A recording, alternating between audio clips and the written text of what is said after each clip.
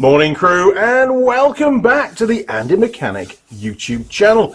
And we're back working on the little Ifor Williams LT105G trailer. It's about 15 years old, and we've had it a very long time from new. It's done hundreds of thousands of miles, both in the UK, across Europe, and here in New Zealand. Most of the work here in New Zealand, to be fair.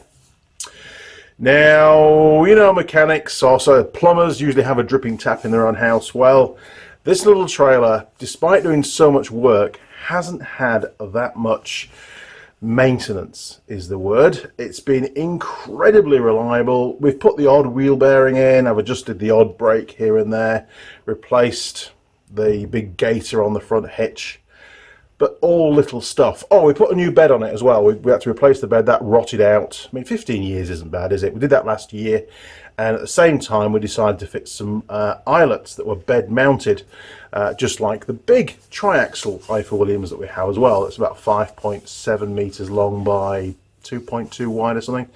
Awesome piece of kit, really is. Very expensive, but really good. Anyway, the little trailer has really proved its worth. Sometimes you don't want to take the big trailer with you, and the little trailer's been great, but it's always had a bit of an issue with the tyres.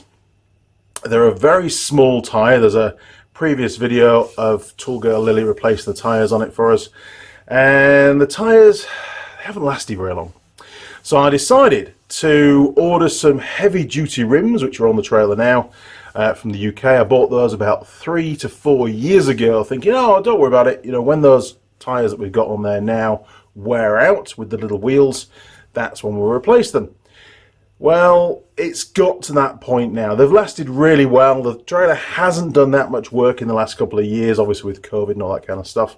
But now's the time. I've got to adjust all the brakes because the brakes on it are abysmal. There's a huge amount of free play in the brake rod system, so when you brake in the car or the ute, it sort of slams into the back of you. Yes, the brakes do work, but there's a lot of movement on the hitch, which means the adjustment is way out. And 15 years of wear and tear and hundreds of thousands of miles, there's no surprise really.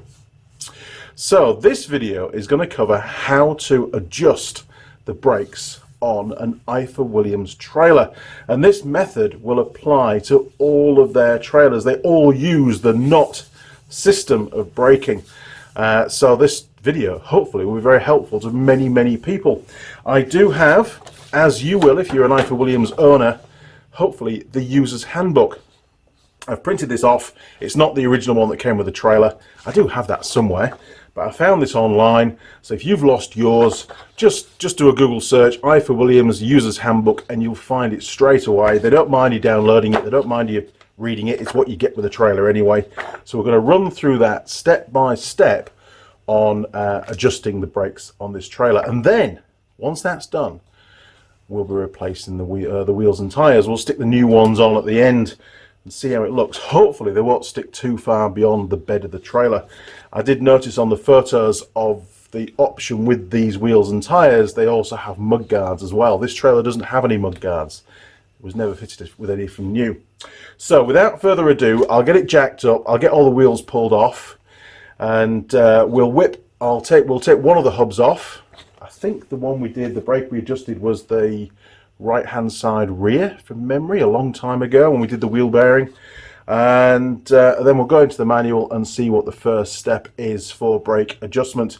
Now, putting a caveat on this, chances are when I get into this trailer, with it not really being touched since new on the brakes, I might come across a few problems.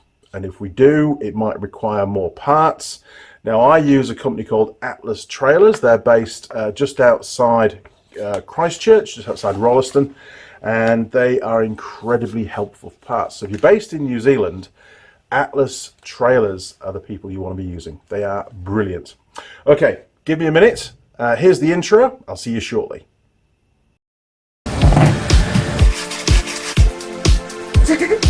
Used.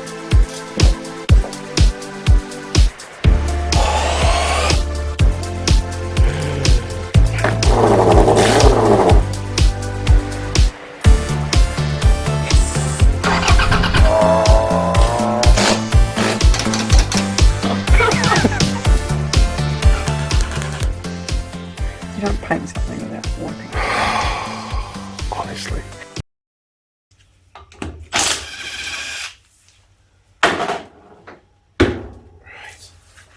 Ah, little wheel. Next.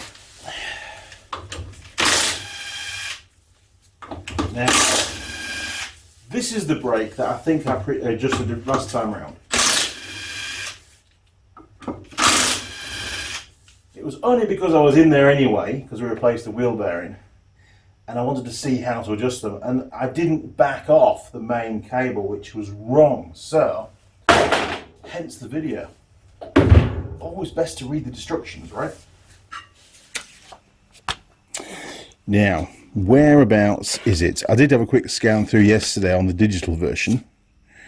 Coupling instructions, don't need that at the moment. Although I think it's going to need new coupling soon because it's done so much work. Parking, reverse, a brake adjustment, that's what we want. Okay, failure to adjust the brakes regularly will lead to a premature failure of the damper in the overrun unit. Oh dear. Okay. Interesting. Brake adjustment should be checked after the first 100 miles and subsequently every 1,000 miles or 2 months, whichever is sooner, as follows. So, based on the mileage this trailer's done, it should have had the brakes adjusted probably about 150 times. That's ludicrous. Okay, well, once in 15 years isn't too bad, is it? Oh God. Jack up the trailer, done that. Make sure all wheels are clear of the ground. Release the handbrake fully, handbrake is off. Ensuring that the coupling head is fully extended. Right, we need to undo that. And that the brake rod is not applying tension to the brake cables by slackening the nut at the rear of the brake rod. Okay, let's go and do that. Okay, coupling is all the way forward. That's the new gauge that I replaced. It has come off here slightly. I've only used a small zip tie. Maybe I need to find a bigger one, or maybe even a big hose clamp will be good for that. Now, with that all the way forward, you've got the push rod down here, and it feels pretty slack. It feels very slack, but we'll just double check by going underneath to make sure that all the cables have got slack on them, because you don't want the coupling to be pulling the brakes on a little bit before you adjust them, otherwise your adjustment will be incorrect. So we've got the push rod coming down from the front, and we've got this balance bar here, look, which then connects to all 4 cables. Each brake on each wheel is activated by a brake cable, mechanically actuated. It's not legal in the UK to have hydraulic brakes on a trailer, not a domestic trailer anyway. So we've got plenty of slack on all 4 cables. That's perfect. That's how it should be before we start the adjustment. So, what's next, Andy? Okay, so we're on point number 3 now. Adjust each wheel brake as follows. Note, during brake adjustments, the drum must only be turned in the direction of forward rotation. That's very, very important, because these brakes have a system where when the trailer's been reversed, the brakes don't apply. Do not use excessive force during adjustment. Now, they've said this because sometimes the adjusters can be seized. The one brake that I have done so far, and that was done a few years ago now, the adjuster was seized up. So, brace yourself. We're going to do the same wheel that I adjusted before first, in the hope that the adjuster's still, operational and not seized. Okay, point 1. Using a spanner stroke socket 17mm or 90mm for the larger brake, so 17mm for this particular trailer. It's only on small size brakes, 200 by 50. For the larger brakes, it's a 19mm, which is the brake size is 250 by 40.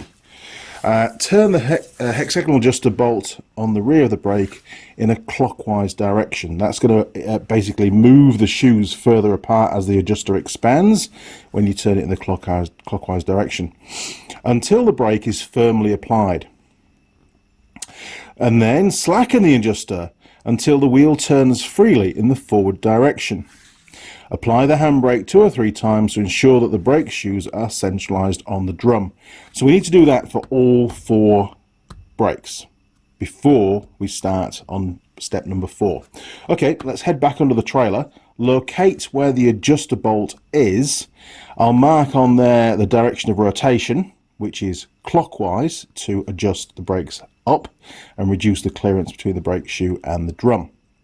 I'll also mark the drum as well, so you know which is forward rotation, and then you can shout at me if I get it wrong. Okay, here we go. There we go. Okay, so I'll stick a magnet on the drum, and then you can see the drum moving. Now, when the drum, hang on, give it a bit of a clean. We're currently working on the right-hand side rearmost wheel, so the drum would rotate in that direction. Okay, so that magnet, you should see it moving this way. What we don't want to do is turn it in that direction to check brake adjustment. So we'll leave them there for now. There's not a lot of room under here. That's the brake adjuster. So we'll give them a bit of a clean.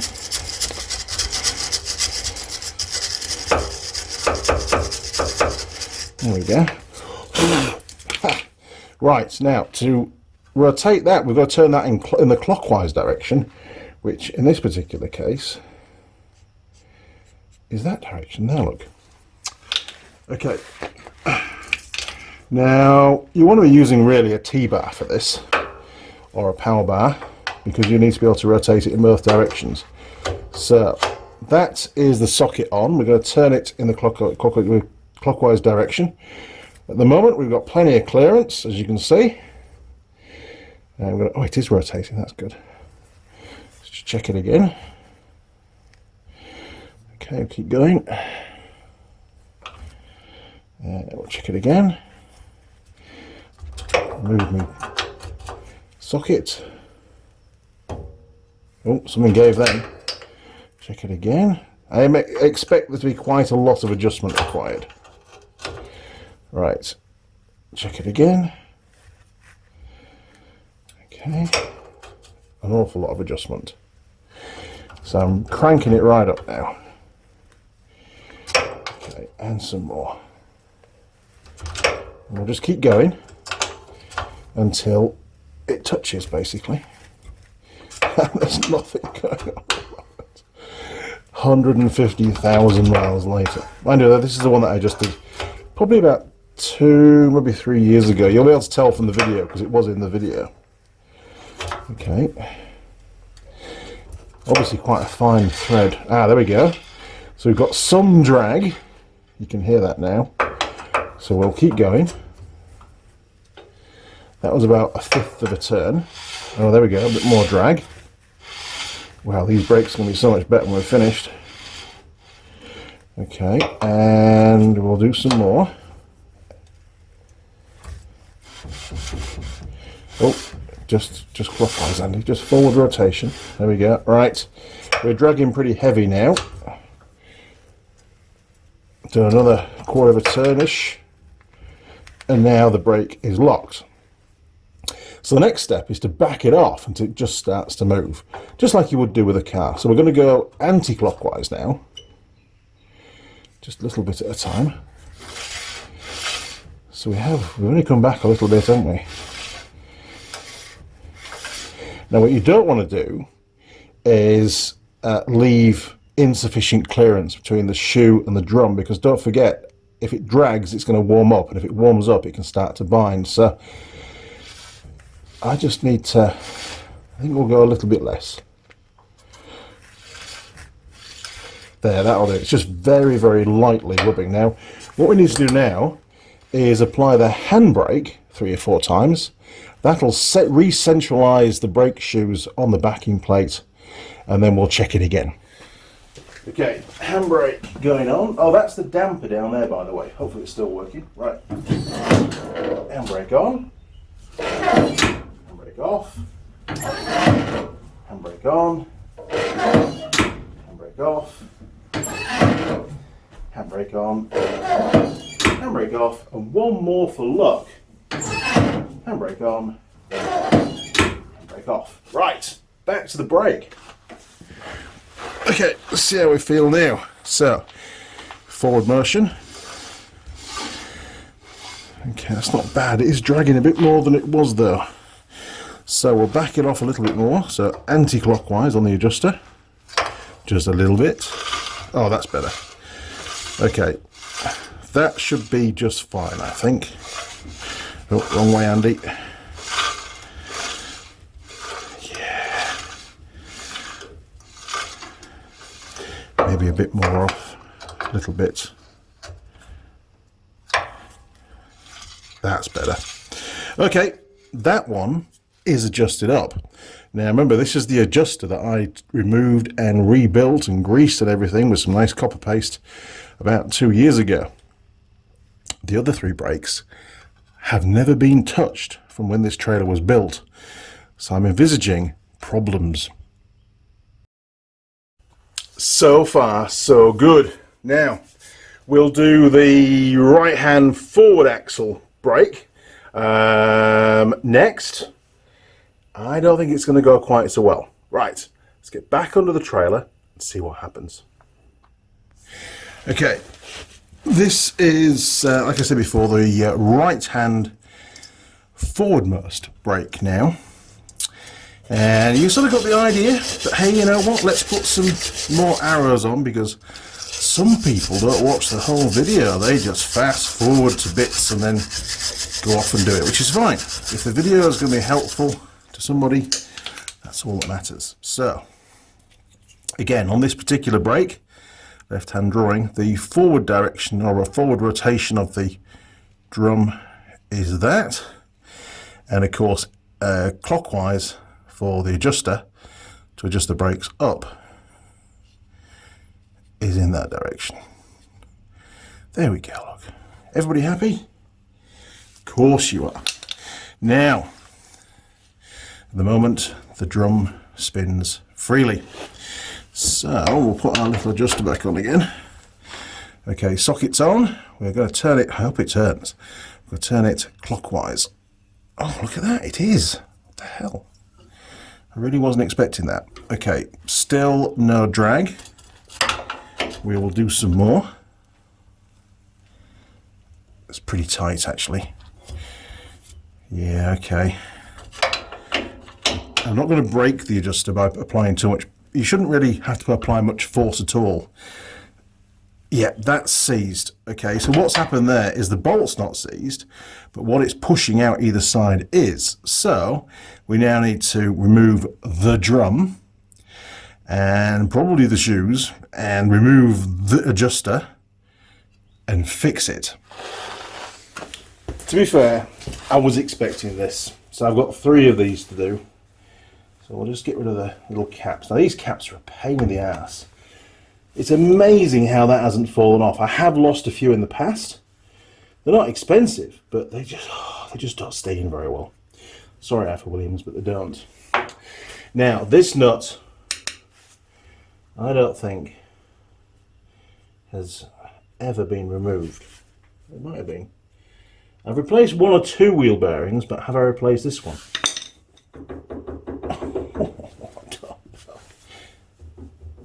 They are allowed a little bit of play. They're not 2 taper roller bearings where you make an adjustment. These are a single double race ball bearing. No adjustment available. Now, this nut is extremely tight. And if you want the torque setting, I'll tell you later in the video. So I need to find a socket that's going to fit on there. Damn, I must have one. Let me go and find it. Right, this is my old Draper set from England, which has done a fair bit of work. Now, which one could it be?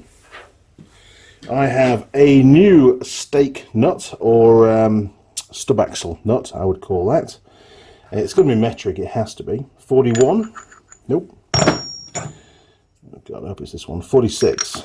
Oh, yes. Right, how about an Imperial one? Will that fit any better? No. So we're very lucky. It's the largest socket in the set.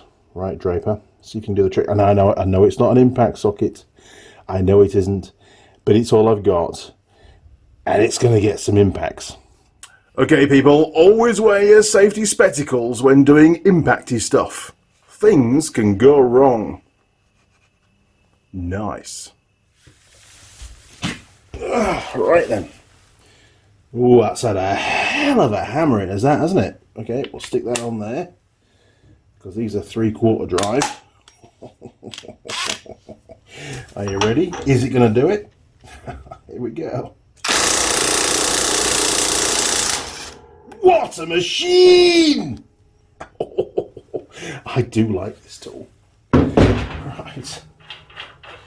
Look at that. 15 years old and it spins off and the threads are like brand new. And yes, it doesn't look like this has been off before. Looks like the stakes have only been done once. Excellent. Okay, we'll get rid of the magnet. Don't need that for now. Okay, have we got any brakes left? Who knows? Let's take a closer look. Now, that's the adjuster. I've got to remember how to extract the adjuster. The brake cable comes in here. This is where the brake cable expands the brakes and applies them when you brake with the vehicle. And this is the actual manual adjustment to compensate for wear on the brake shoes. And there's a bit of meat left on them. They're not brilliant. But these are the original brakes from 15 years ago and approximately 150,000 miles of use. That's not bad. Well done, Ifor Williams. Fantastic.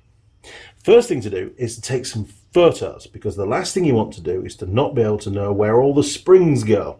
And remember, in that owner's handbook, I don't think it gives you these diagrams. That's more of a service manual thing. And we're now doing servicey stuff as opposed to sort of what you'd expect the customer to do. Now, what I have noticed is that the brake backing plate is held on with these 4 very large cap heads. So if I remove those and pull the cable out, we can go and do this on the bench. How cool will that be? See how well this is going to work. They're going to be really tight. Jeez! They are really tight. In you go, buddy, all the way. Holy crap. Do we take them out? That's the question.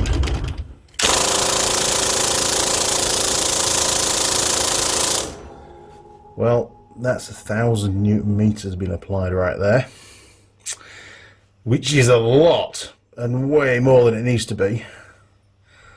How the hell are you going to fix that now, Andy? I'm going to get the power bar on these and see if I can crack them off. I don't know the torque to put them back on. That's the only problem. But we can look that up on the Tinternet, because it's basically it'll be an M10 looking at those, a cap head. So we'll be able to work out what the maximum torque for that bolt is, and we can just do that. Okay. Power bar time. God, this could go really wrong. Brace yourself. Oh, what's going on there? That wasn't that tight. That's one.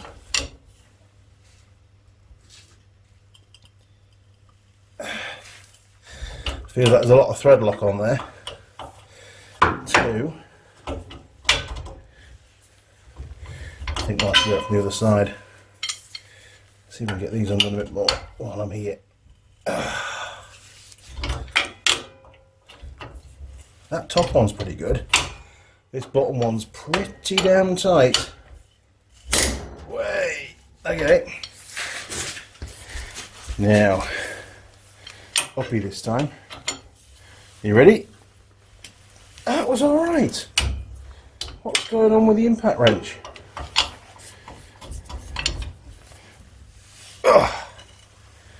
Okay, they're all freed off-ish. We are definitely in undo mode. Here we go.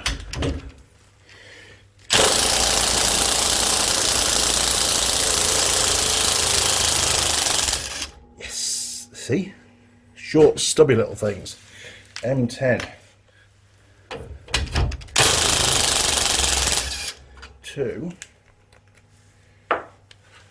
Oh, sorry, Torchy. God damn it.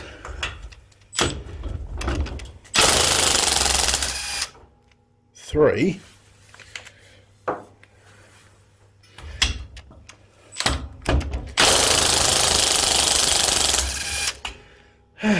Perfect.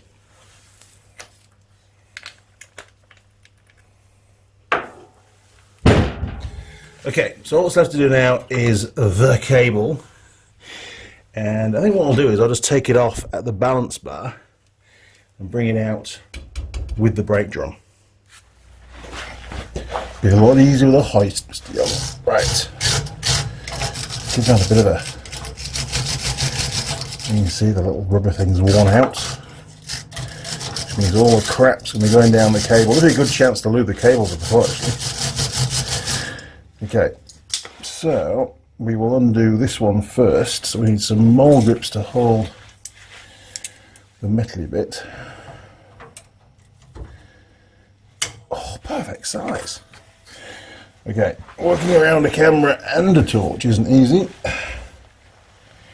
Okay.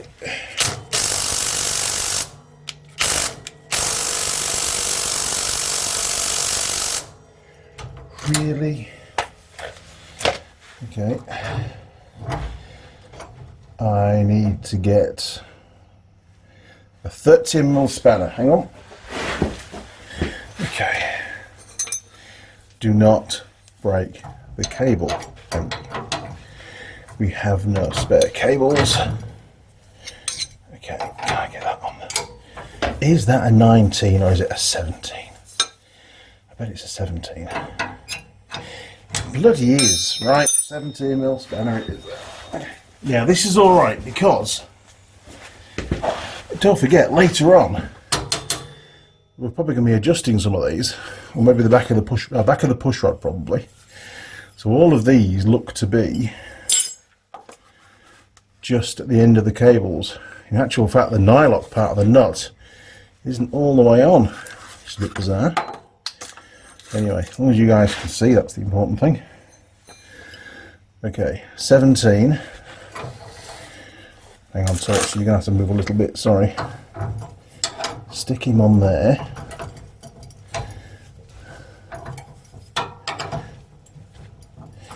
Is it a 17 or is it an 18? Yeah, it looks like a 17. I wonder if I can just crack it off just with the mole grips. Oh, oh. What the hell, camera? Sorry. Yes. No. Yes. No. All these are moving. See that what I'm doing here is applying the torque to the thinner section. As I was holding it on the nut there, that wouldn't happen. We don't really want that to happen.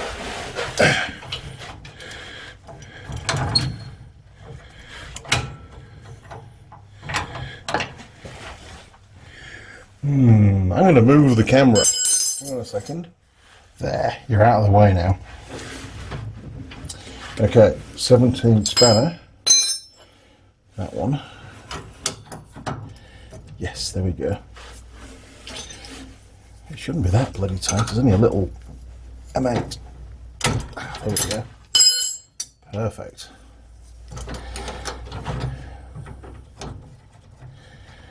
Okay. Little nut. Now, big nut. Didn't bring a 17 socket, unfortunately. That's alright, it's finger tight. We're good. We're in luck.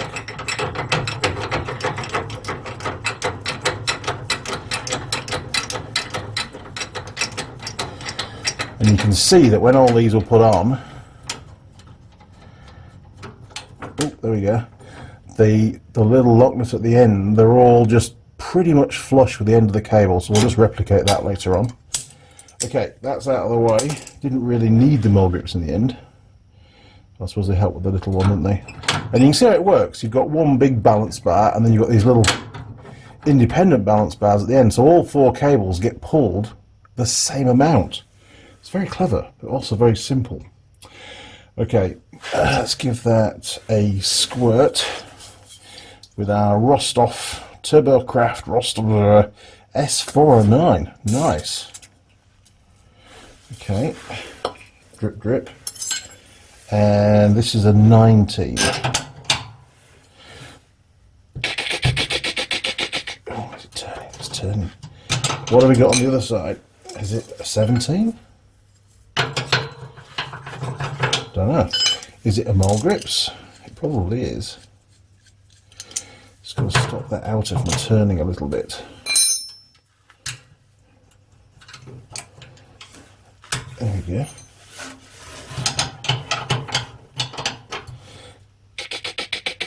Way, we got it. Nice.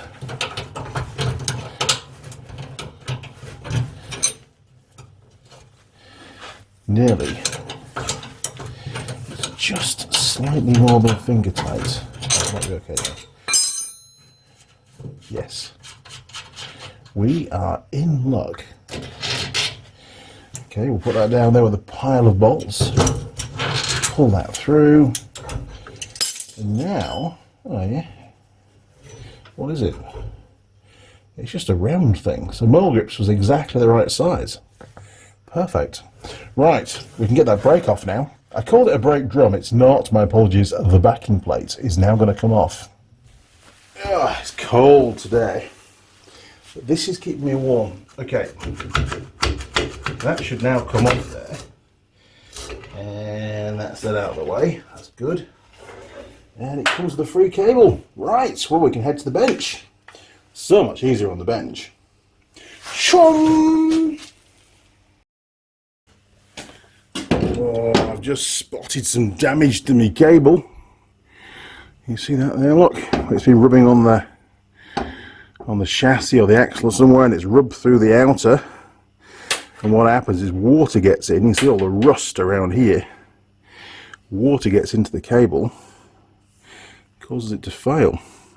This trailer's probably due a new set of cables, to be fair. But hey, not in this video. That could well be another video. Maybe we'll do that when we actually replace the brake shoes. How's that? Okay.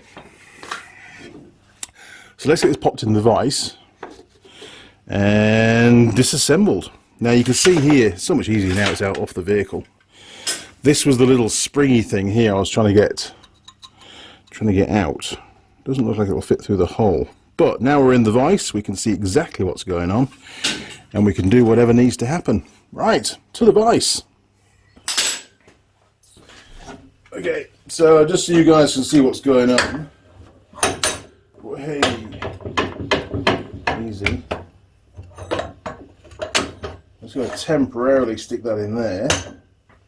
Don't worry, I'm not destroying it. And we'll stick a couple of bolts through with nuts, actually, away from the brake cable, I think. Stick that on there. And then I can grab those with the vise. That's the plan anyway. See if it works. And then, you guys can look from above. It's a lot easier. And it'll give us access to everything we need access to.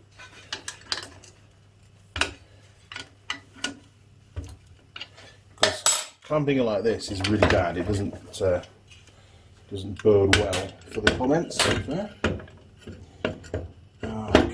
on. No, we're going to have to move that one. Sorry.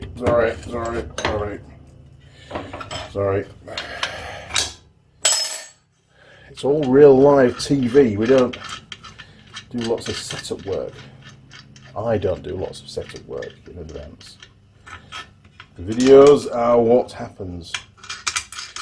Okay, we'll stick them both on this side. I was trying to be smart. There we go. See, I wasn't really nipping it very hard. Now, can we get the cable over there and get that? Nope, that's not going to work. The cable will have to be on this side, in the way of the handle. Okay.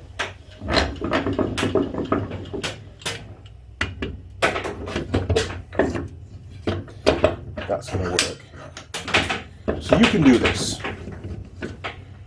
It's only just going to work. It will work. It does work. Just. Yes. Right, we are securely mounted. We have very little access to the adjuster, but what we'll do is we'll try to adjust it again now and see if there's any kind of movement. Pretty sure that there won't be. What was that? 17, wasn't it? Okay, you can still see, which is nice. So we'll put that on the bolt head. Now, clockwise is that direction. So if I go that way, you can see. Where's my pen? Hang on. It's all about demonstration on the camera, isn't it? Otherwise people get frustrated. So we'll just give that a wire brush. And I will put a line across that. Then hopefully you can see that line, you'll see the rotation now. So, if I go that way, it should adjust the shoes outwards. That's the idea. Out. Without crushing my finger.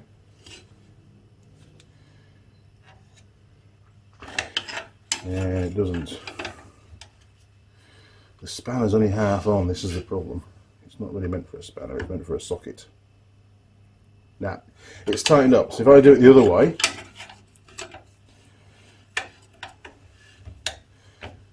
yeah, you saw it move then, so we're now basically backing the brakes off. Do the shoes go inwards? And the answer is they do not. So the adjuster has definitely seized up. The bolt's rotating, which is great. That's half the battle. But there's a couple of little sort of plungery, tapery things in here, which we'll see when we pull it all apart. Now we've got a lot more access now to all the springs. I'm going to take a couple of photos. It's easier than looking back on the video, so I can make sure I get it all back together in the way that it came out, because brakes are very important. Linings. Yeah, it's not too bad. We've got like, no idea what the limit is, but we've got like 3 mil, I would say, left at the thinnest point, and maybe slightly more on this brake shoe. Oh no. Oh, that's really bad. That's a bought mission, Andy. Oh, crap. Well, can't go back together like that, can it? What's going to happen is that brake friction material is going to break off and it'll end up round here and the brakes will jam on. That's 15 years and the bonding's failed. And that could have failed quite a while ago. Who knows? Anyway, for now, let's get it stripped down. I've got to order some more brake shoes. This could be a much longer video. And if this one's like it, there's a good chance they'll all be like it. And you don't just do one brake, you go do all 4. So I need to order 4 sets of brake shoes. God damn it. I need to use this trailer next week as well. Okay, where's my camera? I really shouldn't complain because it's done 15 years. So I'm not complaining. This is not my complaining face. Not that you can see it anyway. It's just, God damn it, can't feed the wife for another couple of weeks whilst I pay for more brake shoes. And we stopped feeding the dog ages ago, honestly. Living is so expensive now. Alright, now we know we have to take the shoes out. I think the first thing to do is to get rid of this, if we can. Not too sure. You can't see what's going on, but there's like a little hook around the far end.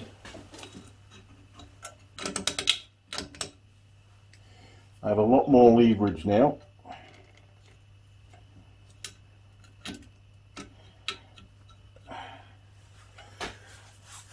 I need to show you, this is incredibly weird design. So, sorry cable. On this side here, oh, it's nearly out. There's a hook that comes through a slot. There's one on this side as well, because obviously you use the same backing plate regardless of side, so they're not handed. but there's a little hook. The spring comes out and hooks, and you stick it over the edge. Basically turn it 90 degrees and that should work. Or push it over to one side. As long as it's off the ramp, there's no way it can come out. Okay, let me see if I can just get that a little bit further across. Or maybe a little tappy tap. Yes! There you go. That's actually quite a neat design. I know I was dissing it, but it's all in one piece, isn't it? As opposed to, you know, a spring, a pin, and a little, you know, sort of plate that goes at the top. One piece. Much easier. I like that, Ifor Williams. Good job. Good job indeed. Okay, we'll stick this back in this device. Then we can go on just on one bolt. It'll be easy for the cable. Just crank it up. There we go. Okay, so we've got the adjuster, we've got the cable bits. Now we've got... I don't think there's anything holding it in place other than the cable. So, can we get the cable out?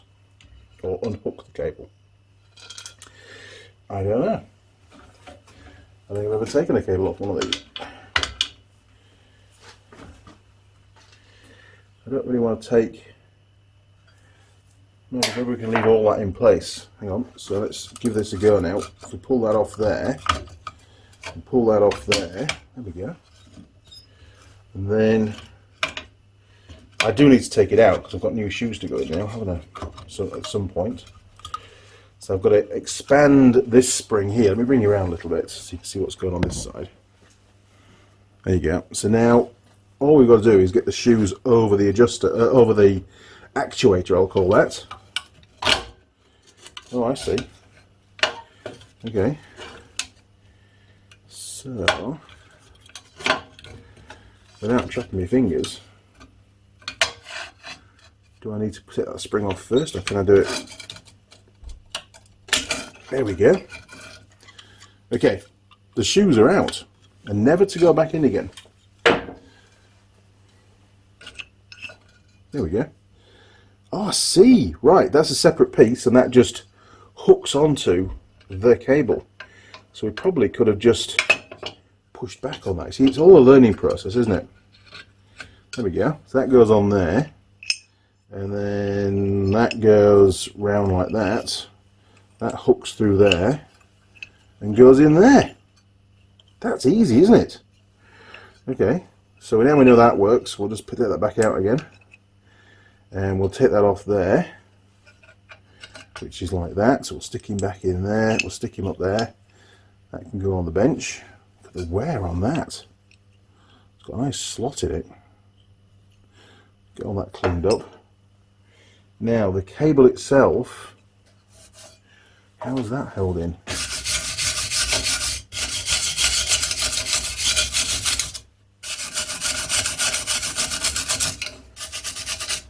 And we have to ask, right, that's welded along there, so that doesn't come out, so the cable must come out of this holder, and it's rusted. I'm not too concerned with the cable at the moment. It seems to be moving reasonably freely, so what we'll do for now is we'll chuck some oil down it and let that just drain and soak down. Okay, now the adjuster. I was right, it's all spot welded to the backing plate, so we can't actually remove the adjuster, unfortunately, but we need to have a little look and see how it works. So we'll turn it around and we'll get you sat over there. Okie dokie, so what have we got? We have got the bolt that comes through. It does something and it must push these pieces out, so we can maybe get those out. Yes, so we have a cam on there, look.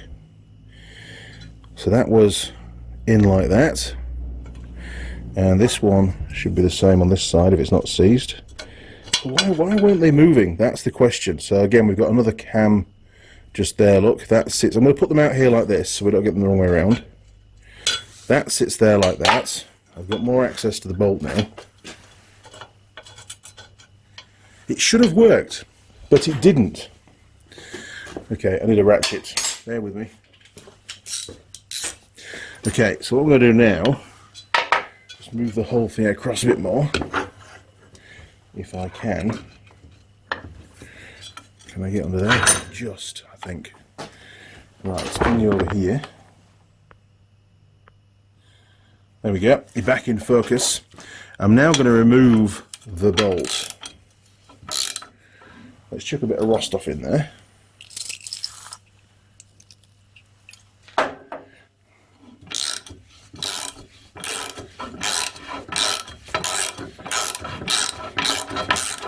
Ah, yes, I remember it now.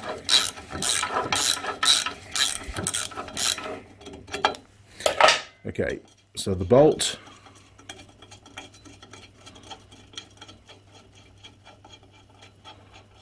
is out. That's the bolt. Stick him on the vise. Now, this bit is the receiving cam. So you can see it's basically just a wedge. So as we wind it in, this gets pulled downwards, and it basically works against these two, and they slide like that, and it pushes this further out. And it was a bit rusty, and it was jammed on there on both sides. So maybe I could have cranked it up and it would have worked, but that's sort of the wrong thing to do. So I'll give it a bit of a clean. We'll put some nice that aluminium paste that I've got from Forge.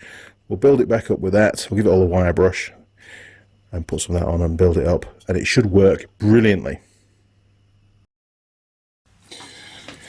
Okay, first of all, I'll call this the wedge. Okay, so we'll give this a bit of a clean. Get all the rust off it. And the main bit is these two flanks here. Look, we've got one here and one here, and these are what slide on the bits that get pushed outwards. So, I mean, it's not in bad nick, is it, to be fair? 15 years old. And it's all looking pretty good. We'll get all the dirt off, keep it good clean.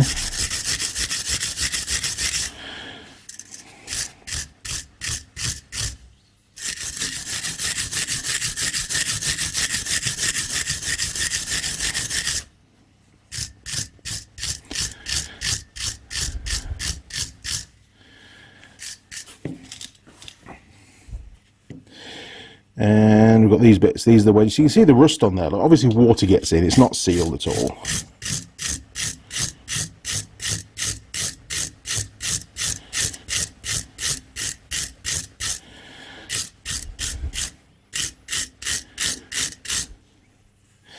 What was going to be a couple of hours videos now to film. Quick fix on the trailer, adjust the brakes up, put the nice new wheels on, job's a carrot. No, not a chance. Okay, things are looking a lot better.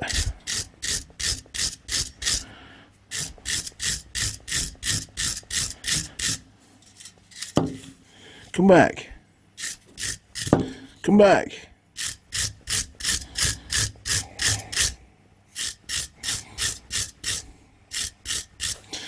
Alright, that's one of them done. It's pretty good. Give them a bit of clean off with the old brake cleaner later on. So you can see the difference between the two now.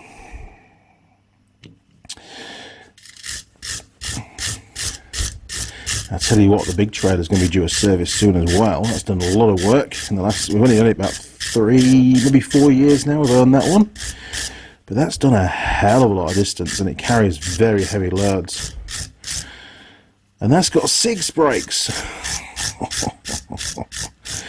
Probably very similar in design, though, I'm sure.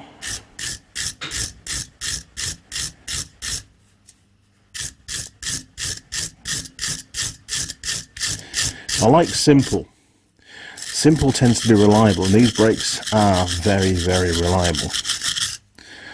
But I wasn't expecting to have to buy new shoes this time round.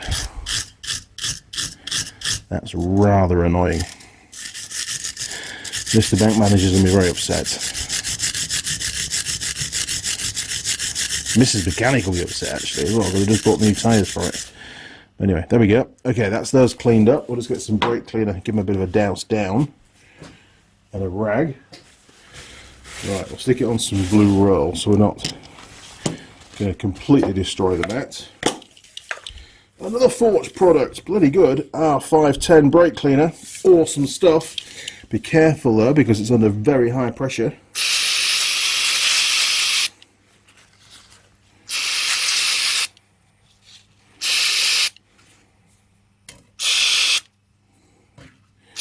Don't want to get on your camera, Mr. Young. I'm modulating the nozzle, by the way. It has a lot more pressure than that normally, because I've got brake clean on my lens before and it's not ideal. Okay, 1,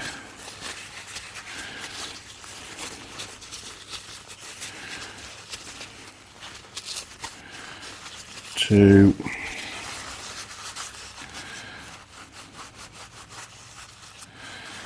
3. Okay, that's cool. Excellent stuff. Right, that's all done. Well, the next bit is to clean out the housing where these bits fit, and then we can reassemble. Now, obviously, I can't show you how to put this one back together because the brake shoes need to be replaced. But I am going to do that.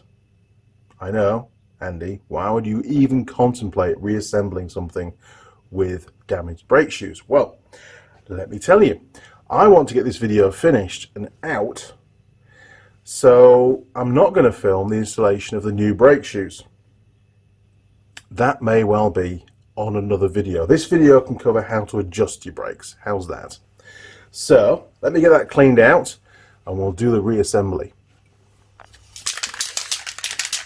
Now, I've cleaned all that up. Now, while we're just waiting for that to dry off, it's been brake cleaned, I'm going to spray some of the Forge third product in the video, Black Magic S411. Brilliant for cables. It's basically a graphite spray. So it's really, really good. The liquid acts as a carrier, it gets the graphite to where it needs to be, and it just helps to lubricate the cable. So what's going to happen is there'll be another video in the future which will be not very far away, to be fair, fitting the new brake shoes, and then probably another one replacing the cables and how to put the cables up, which is pretty simple, to be fair. And there's going to be a lot of overlap between the videos, I think. I mean, there will be, for sure.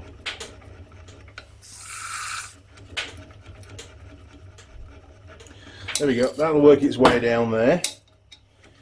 Give that cable a bit more lease of life, and I'll do that for the other 3 cables as well. I'll have to pull that other brake off, the one that we just did, and sort that one out, and inspect the brake shoes on that. I suppose I can do all that when I fit the new shoes. Okay, so we now need some of the Forge, 4th product in the video, the aluminium paste. A bit like copper paste, but aluminium. Now, something else to bear in mind that I did notice is on the bolt that we removed, it's obviously got some thread lock on there, and that's to stop this from working loose. So we'll apply a new bit of thread lock when we put it back in again shortly. Okay. Dum, dum, dum. It's getting near lunchtime and I'm still on one side of the trailer. It's ridiculous. Okay, we're going to stick some of that in there. I want this thing to be nice and well lubricated.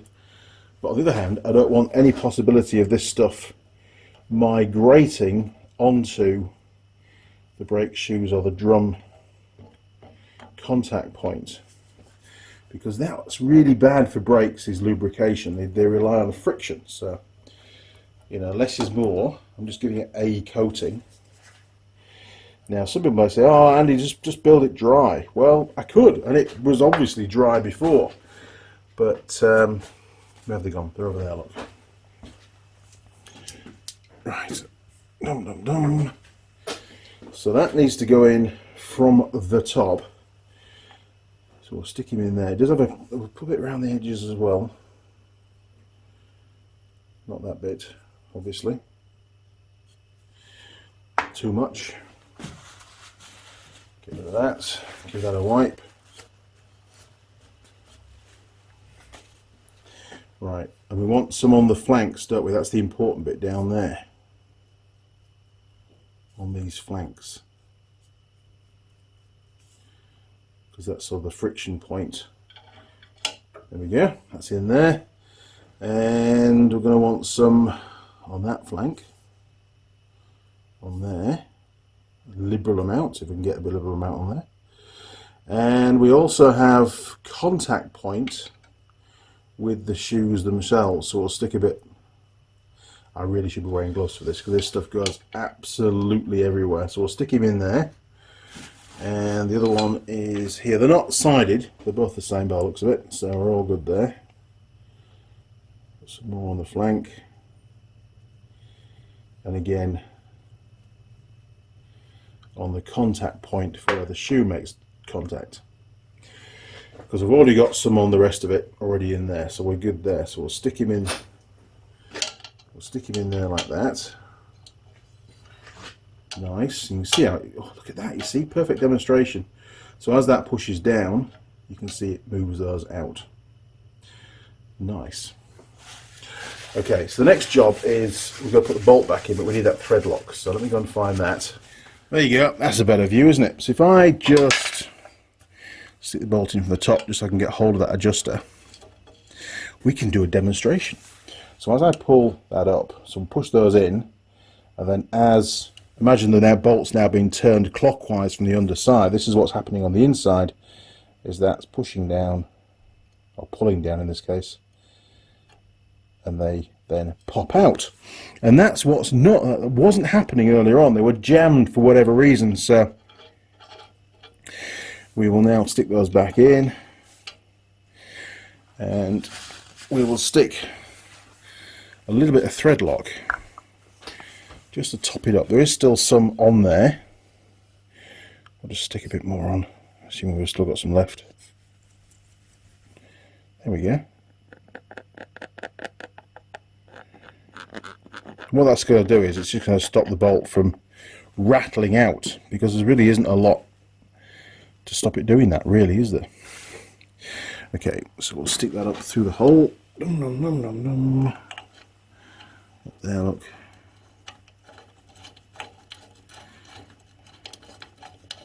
Very, very simple system, and I do like it, actually.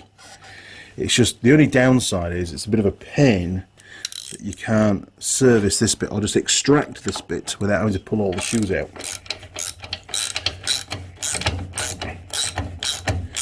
I remember on our little Suzuki Jeeps we had the automatic handbrake adjustment, and you could usually just take a spring out and pop them out and clean them up.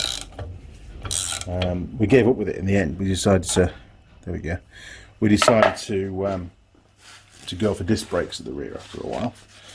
Anyway, okay, so that's now cleaned up, lubed up, reassembled, and I've shown you how it all works. Very, very simple piece of kit. So the next job now is to refit the unusable brake shoes. Now, whilst we're in, let's have a little look at this part of the brake.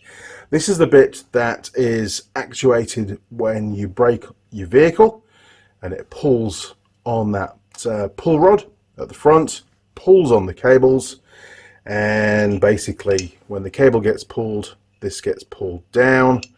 What happens? Well, you can see there's an arm here, and if you imagine the distance between one brake shoe and the other is the distance from there to there, as the cable is pulled, that then gets pulled down and it increases the distance between the two shoes. So that's what's going on, and it's very important that this can actuate freely and doesn't get jammed anywhere. Is it actuating freely? It's actually pretty good. So all I'm going to do is give it a good clean up, and I'll put a little bit of lubricant, maybe just one drop of oil on this little pin here to give it some kind of lubrication, because it does feel a little bit dry. And that's about it, basically. That's the only sort of moving part.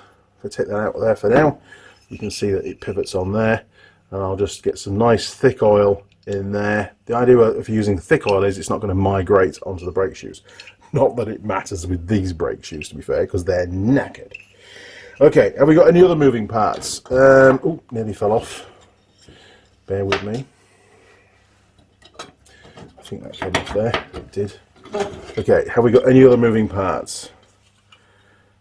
No, I don't think we do, actually. This piece here seems to be, is it riveted onto the brake shoe or just pushed onto the brake shoe? Looks to me like it's just pushed onto the brake shoe. It's a very strange setup, isn't it? It's like a shoe on a shoe with this extra piece here, look. Very strange. I'm not going to take it off. We will come across that bit when we replace the brake shoes. We'll know if the new ones have got that piece already fitted or whether we need to transfer it across. That's quite a good thumbnail. There you go, done the thumbnail. I might use it, I might not, who knows. So there we go, that basically, they can go back in as they are because they're not going to be in there for very long. It's purely for demonstration purposes. So from this point on, imagine those are brand new brake shoes. Okay, I'm going to clean this up, lube it up, and then we'll get the shoes back in, get it all reassembled, get it on the trailer, and then I'll get the other two brakes done, and then I'll show you how to adjust up the actual pull rod and the cables, or the pull rod actually, not the cables. You don't adjust the cables, all you do is set the lock nut to the outer edge of that thread. So there's no adjustment on the cables, the only adjustment is on the pull rod itself. Right, I've still got loads of work to do. I wonder if any more of these brakes are knackered. Anyway, I need to clean this up. Stop rambling, Andy, get some work done.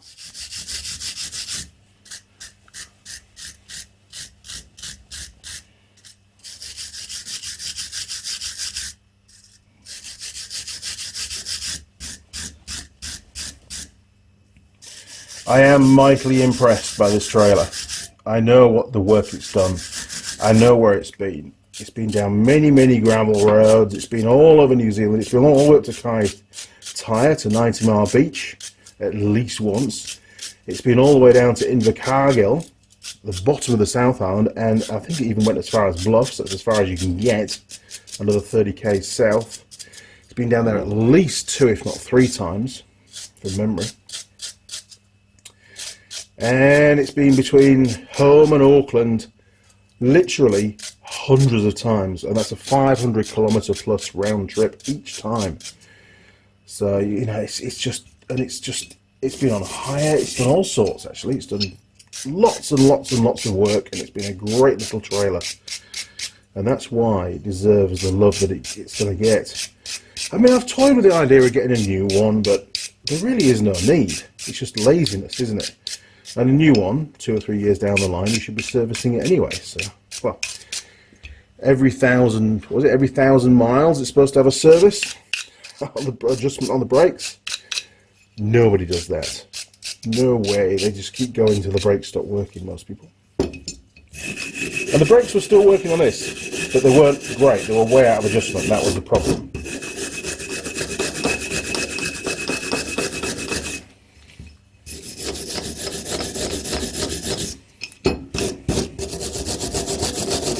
Now don't worry, these brake shoes don't have any asbestos in the trailer isn't that old, he says. But they are pretty dusty. And yes, you should wear a mask.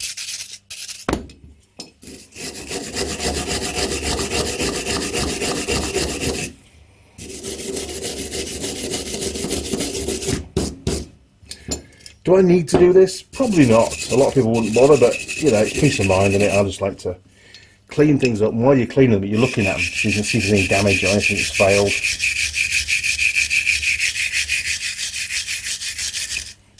It's sort of pride, isn't it, for looking after your gear and learning how they work as well, because you know, you might have a problem at the side of the road, and if you know how something works and you're familiar with it, there's a much higher chance that you can cobble something together.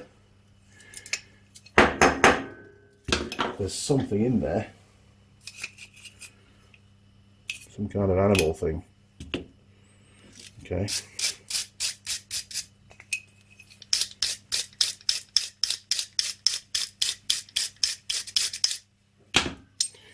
There we go, that'll do. It was a lot cleaner than it was.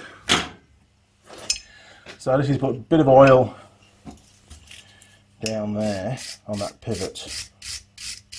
Now you might say, well Andy, the oil's going to attract dust and it's going to cause it to seize up. If you leave it dry, the dust will rattle out and it'll keep working. 2 trains of thought, people. 2 trains of thought. Who knows? Who knows who is done me right? I just don't like to see metal on metal. I like to have a little bit of lubrication in there whenever possible. So, yeah, you see, Knott, K-N-O-T-T, it's their brakes. That's what Ifor Williams buy in to fit to their vehicles.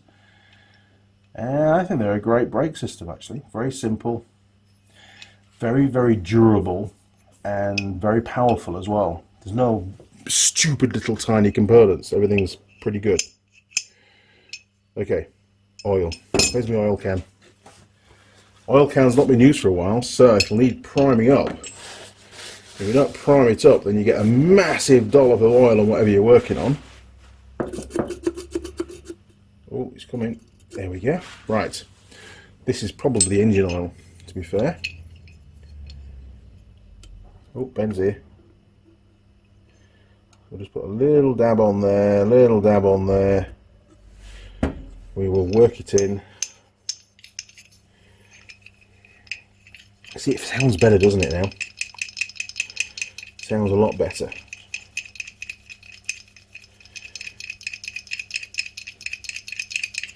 There we go. Right. And we'll just wipe off any excess. And so we don't want that migrating onto the shoes. And now you've got to imagine that they're new shoes, all right? Okay, so that's going to sit in there. We have a contact point to the shoes, which is here. So that gets some silvery stuff. And we have another contact point just there. And we have a contact point here with the cable, or with that piece there, look. Okay, so we'll stick a little bit in there as well. Oh, it's all looking dandy now, isn't it? Okay. Let's get it built up. Yeah, Ben's arrived, which is brilliant. He's taking Mrs. Mechanic away for the weekend, which is really... Is that part of this? No, bit of scrap metal, that's alright. I think it was. Okay, so that goes back on the cable. There we go. That goes on there like that. And then I need to pull the cable to bring that down. But not too much. There we go. Okay, that is ready by the looks of it. Whoa.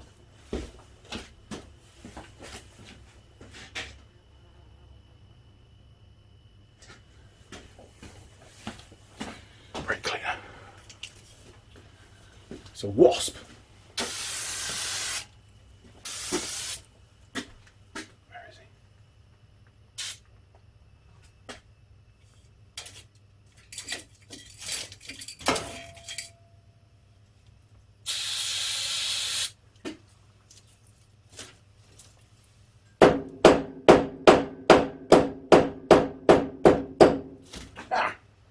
There you go, another job for your brake cleaner. Fantastic. Another dead wasp. Okay, so now we can get the shoes. Now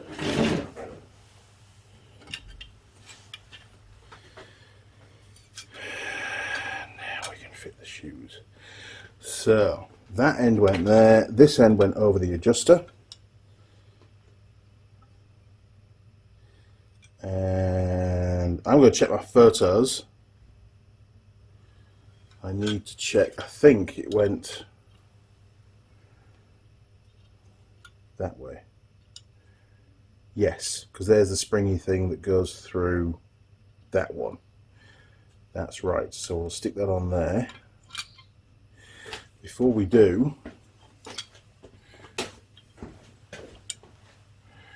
we will just stick a little bit on there, contact point, a little bit on there, contact point, a little bit on there, contact point, a little bit on there, contact point.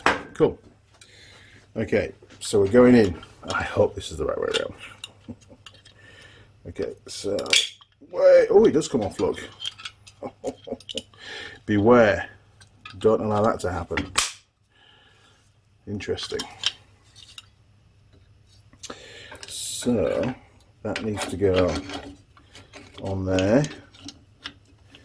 That needs to go, geez, in there. How are we going to do that? Oh, I know how we did it. We hooked it through there last. So that goes on there. That goes in there. Springs come off. Put spring back on. There we go. And now we need to push those out. Oh, look at that. That's pretty cool. Excellent. However, not quite so excellent given the fact we need to put that bit. I wonder if we can hook it over the cable and install that first. Let's give that a go. It's just working out the easiest way of doing this. Jeez. Okay. So we pop that in there. That can't fall out. We then, don't get stuff on it. Luckily these are not new shoes, right? Stick that on there. The springs come off now. Put the spring on. Right, springs on. Geez, that spring had to come off, didn't it, to do it? Spring on there.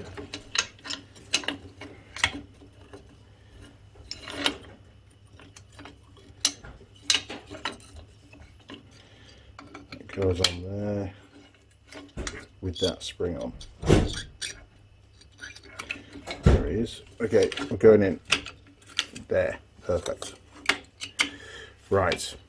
We've worked it out. Now we need to hook the cable on, which is easy.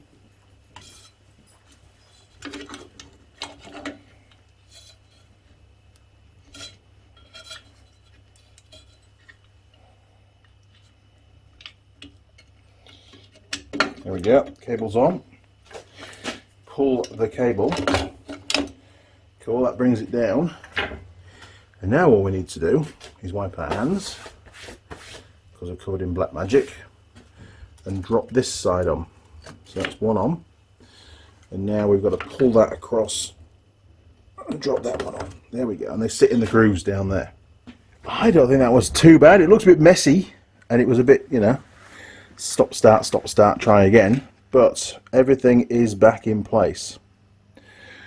As you can see, the actuator and the adjuster with all the springs in place. And just for reference, this spring here only hooks through one of the holes on this sort of additional tin plate sandwichy thing that's there. Okay, fantastic. Okay, let's go double check everything is as it should be. So Mr. Spring, that's correct. That's correct on the underside of there. That's good. Looking at this one, that spring is good at both ends. All that's good. We didn't take that one off, that's still there. All we've got left to do by the looks of this is fit that back in again. Yes. Happy with that. Perfect. Good job. Somebody's got to pat me on the back. Why not be me? Okay, so let's remove it in the vise so we can get to this side here, because it's going to be a bit tricky getting that in there, I think. Maybe we can do it like this so you can see what's going on. Okie dokie. Okay, finger pressure should be able to do this actually. It says. So, there you go. Right, super easy to install, not quite so easy to get out. You saw the plan. Pop it through the hole, hook it over the side. That's it, done. Quickest installation ever. Right, a little bit of silver stuff on the shoe. I'll get rid of that. No, the only reason why I've taken that off is I don't go getting on the drum. All right. Okay. So we can probably see it actuate now if I stick it in the vise just on one of these bolts.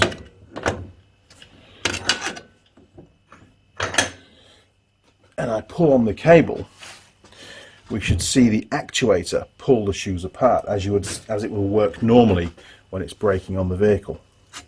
Oh yeah, nice. pretty good.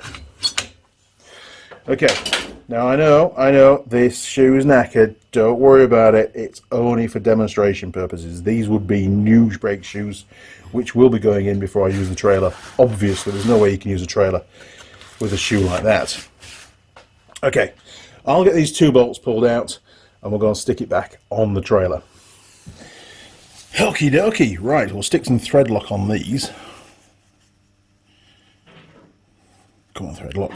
I know there's lots left in there. We'll stick these in and then we'll find out what the torque setting is going to be for an M10 bolt cap head maximum. And we'll torque those up. Because when I fit the new shoes, I won't need to take these back out again, which would be great. And to be fair, I won't need to take the backing plates off the other side. Hopefully I can just do all that in situ and save undoing the bolts. Okie dokie.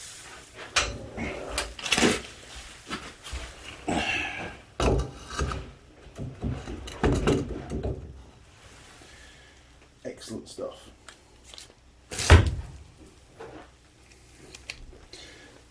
Good to see Ben's made it down here safely, which is nice. It's quite a long trip for him.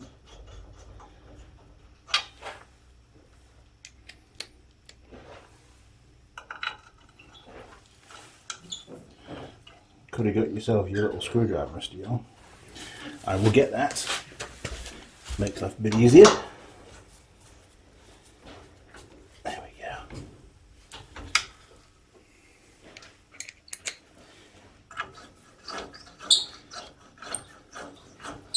Come on, mister. In you go. There we are.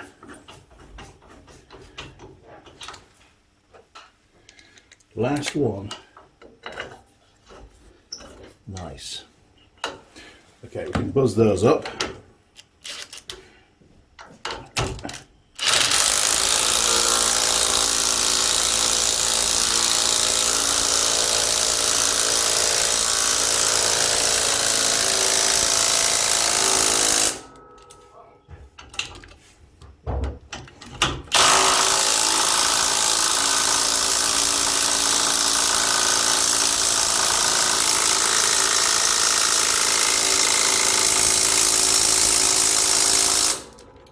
Wow.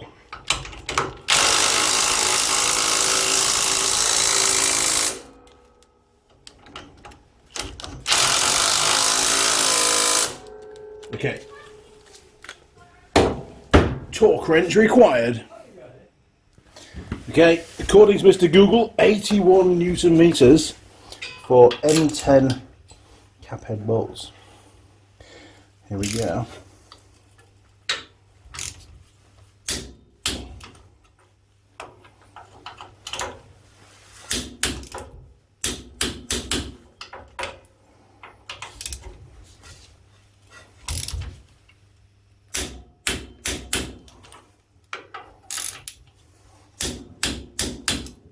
Lovely jubbly.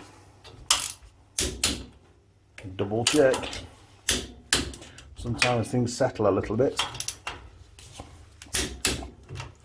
Done. Don't forget to back off your torque wrench. Very important when you're not using it. Excellent. Okay, we can pop the drum back on now. Stick the nut back on. Bend it over into the little grooves. And then I can adjust up the brakes. Right, on you go. Nice. Now I'm going to reuse the nut for now and save the new ones when I fitted the brake shoes. I've sent an email to the supplier, so hopefully we'll get a response on Monday, because today's Saturday. We're all good to go. Now these are 350 Newton meters to tighten up. That's a lot. We're going to sort my torque wrench out. I might have to refit a wheel and get it on the ground just to give me some support. With that, I'll stick the trolley block underneath. One or the other.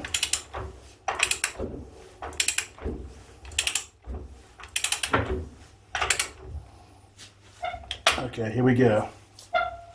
Oh, that wasn't too bad actually.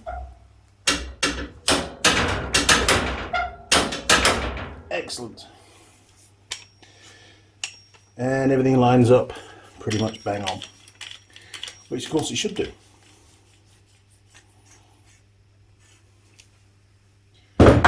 Tools everywhere. Right, just got to stake this back over on both sides, and then we can adjust the brakes. Rather than try and punch it in like that, use the punch that way and hit on the outside, and it gives it a nice rolled effect. Obviously you're better off using an old punch that you don't want to bend.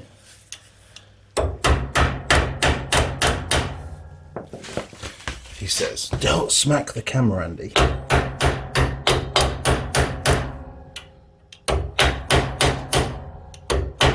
Yep, brilliant.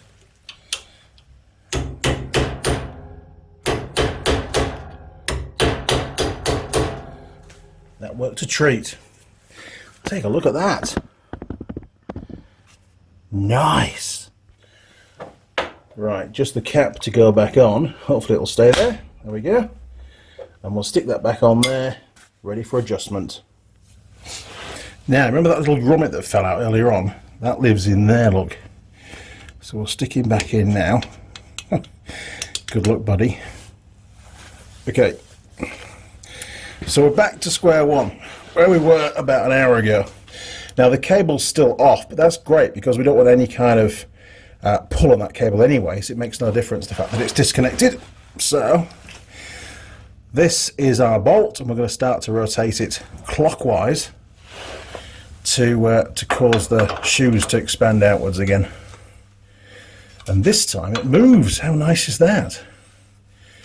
So we'll just keep going until it touches the drum, until we feel some resistance. Okay, only rotate the drum in that direction, Andy. A bit more yet. A bit more yet.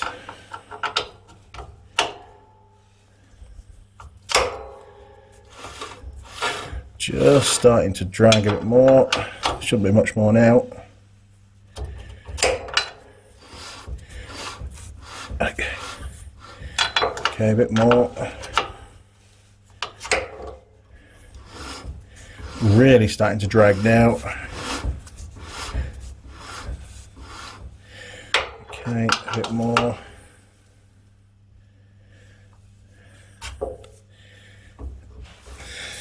Okay, so next job is to slacken off the adjuster anti-clockwise until the drum is free.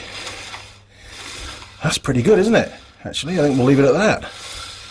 Okay, next job for me now is to reconnect the cable back onto the balance plate, balance bar, and then we can apply the handbrake a few times and just double check it's not binding and we've still got the clearance that we need. Okie dokie, this won't take long. Back through there, and the big nut on there. The downside is I've already moved some spanners out of the way, so we're going to short of spanners, but we can work it out.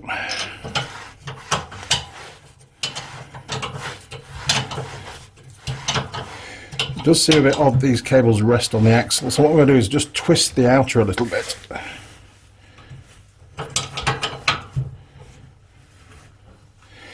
So that it's sort of twisted and doesn't hang. Just constantly rest on the axle like the other ones are.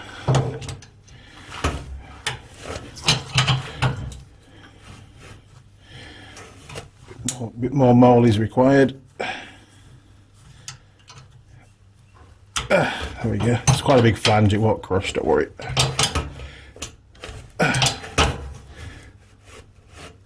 There we go. That'll do nicely. So next job now is through there, and the special, almost like a wheel nut, look at that, with a dome on the inside. So that goes on there like that. And it was only finger tight getting this off, so it should be easy. And it has to go far enough down to allow the little lock nut, the nylock lock nut on the outside, to sit flush with the end of the sort of the bolt, the male threads. It's still really cold in this workshop. Now, oh, where's he gone? There he is. When I come to do the new cables, I'll put new nylocks on. Not that it really needs nylocks, to be fair, because they're locked against that other bolt, aren't they? That other nut.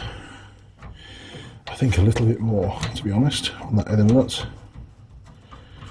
Just to make it a bit more flush.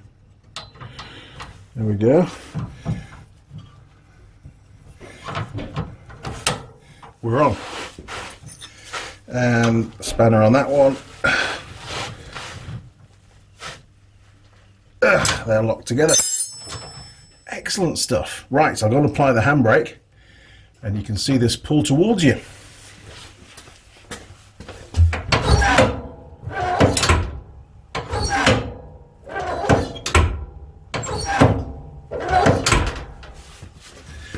How was that? Did it work?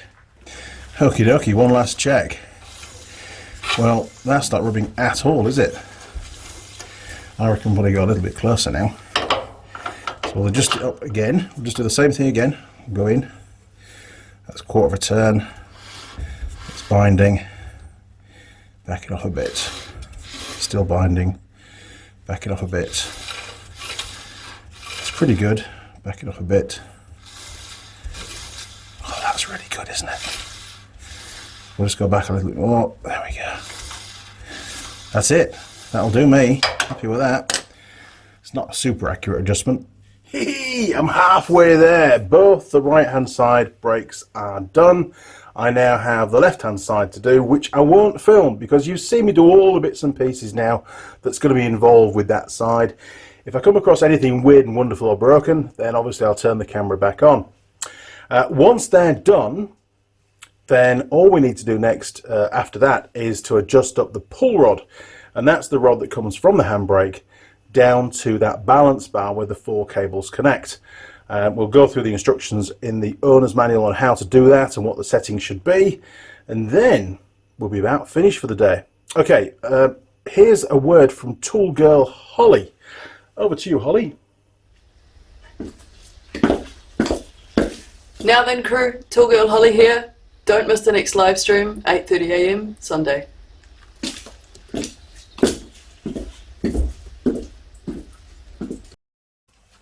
Yes, I'm back. Thought you'd like to see this. I've managed to lubricate up the adjuster on the rear left axle, and I spotted this.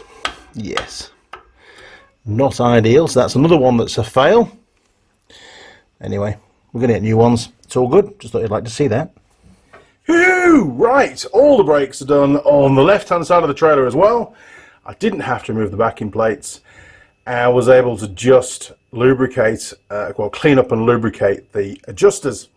And that's good enough for me at the moment, because don't forget, I've got to go back in there, hopefully in a week's time, replace all the brake shoes, replace all the cables, and at the same time I can do any other bits and pieces that still need to be done. We've got to a point in the video now where we can proceed with the pull rod adjustment. So let's take a quick look in the owner's manual and see what we need to do. Here we go. Okay, step 4, adjust the brake linkage as follows. Adjust the nuts on the burden cables, that's the 4 brake cables, so that the compensator is parallel with the axle, so basically across the trailer, perpendicular to the length of the trailer, so to speak. So let's go and take a look and see how far off we are. Now, don't forget, we haven't made any adjustments to those cables ever. This is how it came out of the factory. The one that I did remove, we put back on in exactly the same place. So maybe it's going to be okay.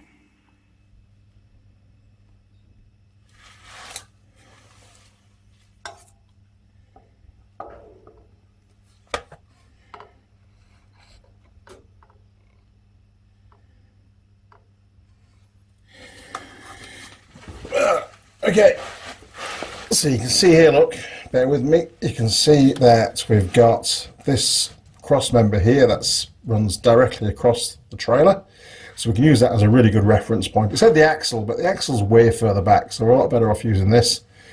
And we're going to measure the distance from this leading edge here to here, and the same on the other side. So Get my little magic ruler. And sorry, Torchy and people. 14.5 centimeters, so 145 mil. And on this end here, it is 147. Okay, so we've got exactly 2 millimeters difference, which I don't think is too bad, in all honesty, because don't forget, the job of this bar is to balance out the pull on here so that all 4 cables get an equal pull and you get equal braking on each wheel. And to have a couple of millimeters difference from one end to the other, I think it can compensate for that very, very easily. There's still lots and lots of compensation travel available on this device. And for me, don't forget, I'm going to be replacing the cables and the brake shoes in the next few weeks. So, you know, I can get it exactly bang on further down the line. But if you need to adjust yours, all you need to do is undo the lock nuts and basically wind in the larger nut until you get the whole thing balanced out. Obviously, you've got to get all the same. And you get these 2 balance pieces also running parallel to the main one, and then tighten them all up. It really is as simple as that. Okay, back to the bench and we'll find out what the next step is. Okie dokie. Right, the next step, where do we get to? Done 4.I. 4.1. Now, adjust the brake rod at the rear nut so there is no clearance between the overrun lever and the draw shaft at the rear of the overrun stroke coupling unit. Let me show you what that means. Let's go and take a look. Okay, so we have the coupling, and inside here is what they call the draw shaft. So when you brake on your car, the bellows area compresses, that shaft is pushed back, and it through a lever, it then transfers the force and pulls the rod, the brake rod, and applies the brakes. And what you don't want is a lot of, you know, clearance in that system. Otherwise, when you brake on the car, it's going to move backwards pretty quickly to take up the clearance, and then it's going to bang onto that that lever that pivots, and it's going to suddenly jerk the brakes on. You want it to be nice and progressive when it applies the brakes, so you can, you know, they don't suddenly come on and it lock the wheels up. You can modulate the braking, so to speak. Right, well, the way to do that, it's quite hard to see on the camera. You're going to have to just bear with me. There is an inspection hole down here. We'll see if we can get the camera pretty close to that. If not, we're going to have to go underneath. Ha! We can see it just. So to the right of your screen, this is the lever that rests against the back of the draw bar, the bar that moves forwards and backwards, and there's quite a bit of clearance. So we need to adjust up the nut on the back of the pull rod just to take up that clearance a fair bit. What we don't want to do is over adjust it, because that's going to start to apply the brakes, and we don't want that when we're not braking. Okay, we've got the drawbar pull rod. It's not a push rod, it's a pull rod, coming through the middle of this compensator bar. And it's got a couple of lock nuts on it, and these are a 70mm, and you can see how much slack we've got in all the cables. We need to take up some of that slack. This is way too much, hence why we've got that clearance at the front on the drawbar. Whoa!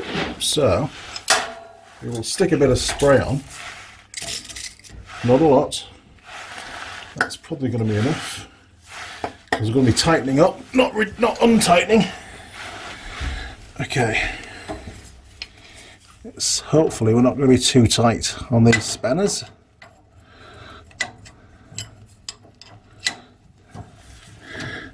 Oh, that was easy. Okay. So we'll back that one off. And now we just tighten this one up. But like I say, we don't want to go too tight because it's going to start to apply the brakes, and that would be bad. We need to go around and make sure that there's no brakes dragging. So that's what, about 2mm we've gone, and it's made quite a difference, hasn't it?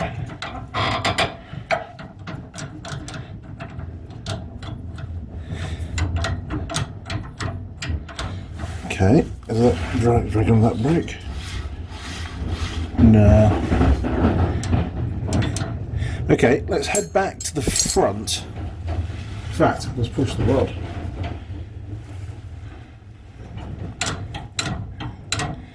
So you can see the cable's actuating now as I lift up the brakes, lift up the push rod. There we go, look. I think we can go a bit more yet, to be fair.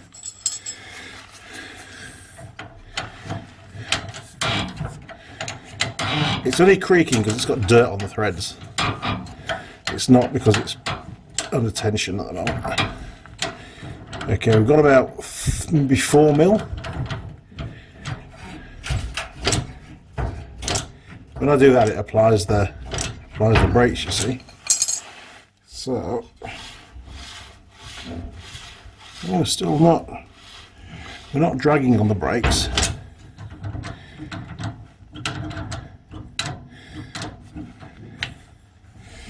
Okay, I'm going to go and check the pull rod clearance at the front. We've got about, well, there's no movement unless I actually pull on it. I'm quite happy with that, actually. I think we'll stick with that. Sorry, Torchy. Right, let's just get this wound down. Now, chances are, when I fit the new brake shoes, I'll probably have to back all this off again. You can see it wasn't a lot of adjustment, and these brakes were way out, so you don't need to do much on this.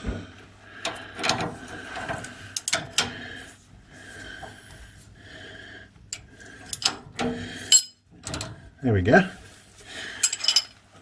I reckon that'll do the trick. In fact, you want to see the clearance now, don't you, sir? That's me pulling on the brake rod, and it really is, it's just sat now against the back of the drawbar, the one that runs through the middle of the coupling. With a very light pull, we get clearance. So I think we're good to go. Excellent. Okay, so we've done number 2 of section 4. Swarf, go away, Swarf. Nobody wants you. Okay. Do not over tighten or the brakes will be applied. We do have a little bit of free play, which is what we want. It says to apply the handbrake now and turn each wheel in the reverse direction until it locks to test adjustment. All the brakes should lock firmly as the handbrake overrides the auto reverse mechanism. If they do not lock, the adjustment is too slack. Very important. It's going to do that. Okay, handbrake on. Oh, that's so much better now. It used to go right over here. Excellent. Let's go and check those wheels. Okay, we're on the right hand side of the trailer. The front is that way. So reverse direction of the wheel is that way. Come on, Pen, you can do it. Okay, yes, that's locked. That one's locked. Let's go and check the other side. Coming round. Dum, dum, dum, dum. Live TV. You like live TV, don't you? 'Cause you know I can't fudge things then. Okay, so that's the front again, and reverse is that way. Yep, that's locked. And that one's locked. I was expecting them to turn a little bit before they're locked, but they're locked. What more can we ask for? Okay, where do we get to? Okay, point 5. We now need to release the handbrake. I'll do that shortly. And tighten the lock nuts. I've already done that. You've seen me do it. So that's sorted out. The last check is to connect the trailer to your vehicle, as you normally would, and then reverse the trailer. And have somebody watch the 4 wheels. And if any of those 4 wheels lock up, it means that you've over-tightened that pull rod, I call it, the brake rod, the pull rod from the coupling. Those two, that adjustment that we just made, you've overcooked it. You need to back them off a little bit. So we've got 2 tests here. One is we apply the handbrake and rotate the drum by hand with the wheel off. in the reverse direction. If the brake isn't locked on, then it's under adjusted and you need to adjust those nuts a bit more. And once you've got it on your vehicle with the handbrake off and you reverse the vehicle, if the brakes do come on, even with the handbrake off, then the brake rod, the pull rod, has been over adjusted and you need to back it off a little bit and then repeat the 2 tests. Easy. Okay, my next job is to fit the new, wider, heavy-duty wheels and tyres. Let me crack on with that. And, well, you guys go and grab a beer or a cider. Simon, I know you like cider. Or a cup of tea, whichever you want, or a coffee, I don't mind. And I'll see you back here, well, in a jiffy.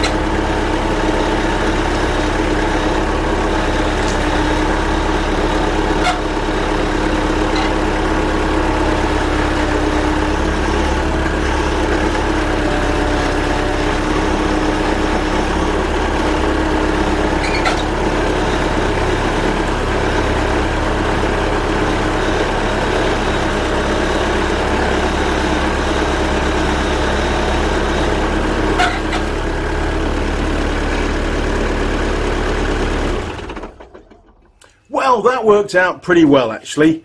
Apologies for the terrible camera work. I did try and put the camera on the tractor, looking down at the trailer. Way too much vibration.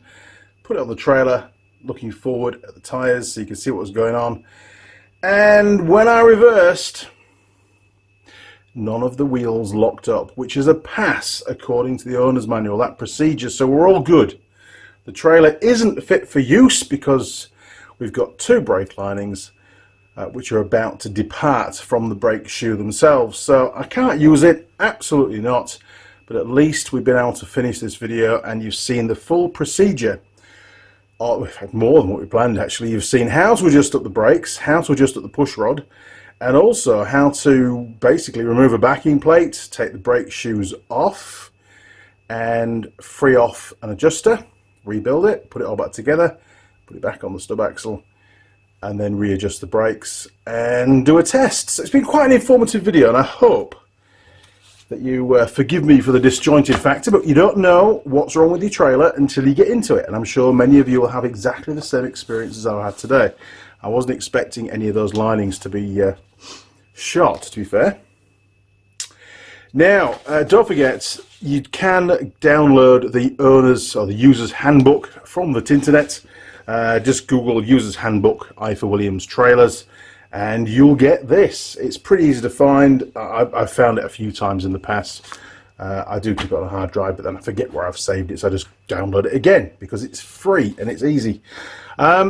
There's a few other videos on doing stuff on Ifor Williams trailers. I don't think there's that many people out there doing videos on Ifor Williams trailers. They are quite specific, so I'm going to keep going with that.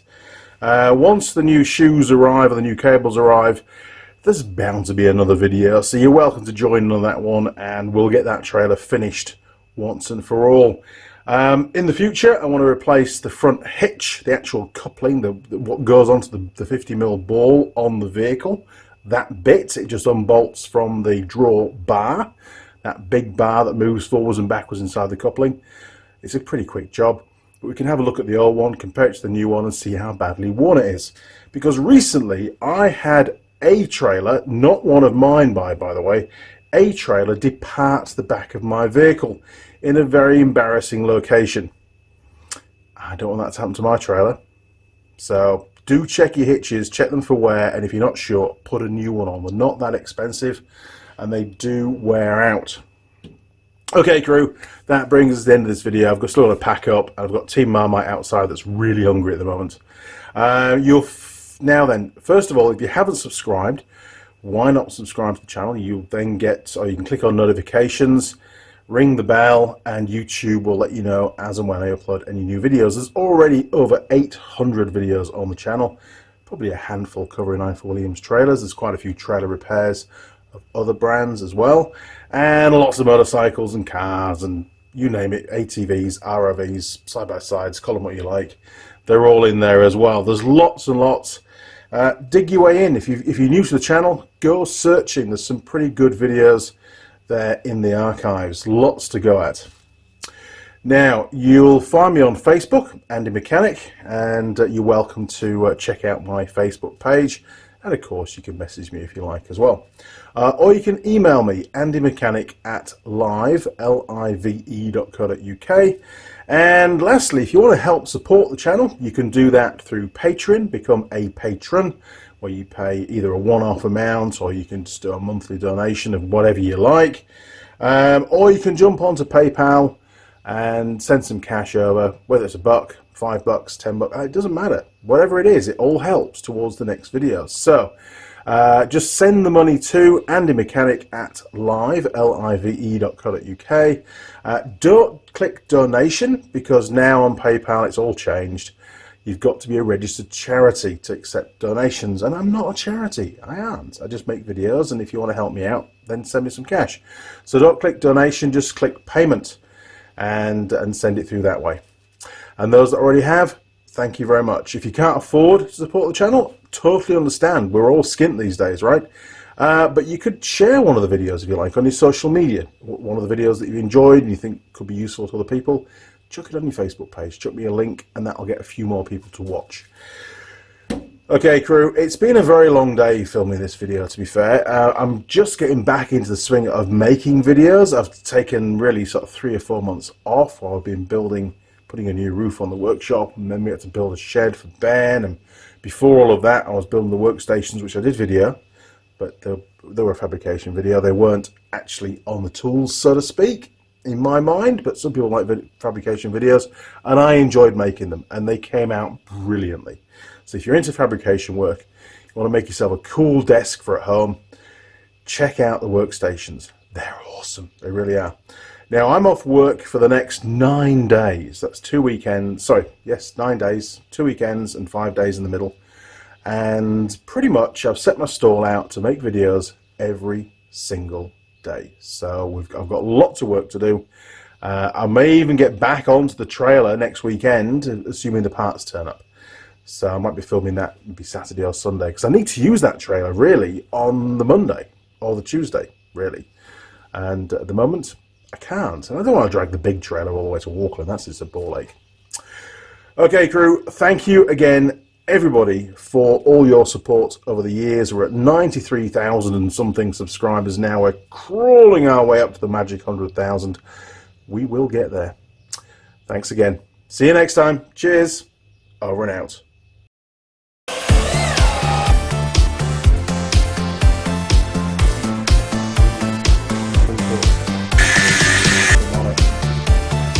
And we get the flip up again. Oh!